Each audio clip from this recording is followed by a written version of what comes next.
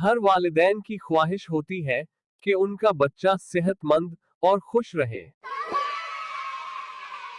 लेकिन बाज़ औक़ात छोटी सी अलामत भी बड़ी बीमारी की निशानी हो सकती है।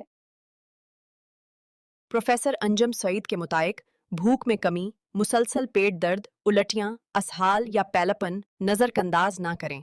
ये इलामात जिगर, मैदा या लबलबा की बीमारी की निशानी हो सकती हैं।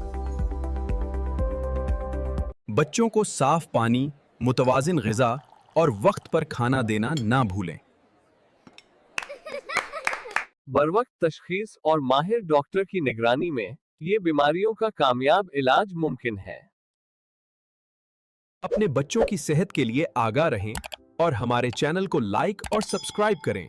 Health wellness with Mudassir Qadir.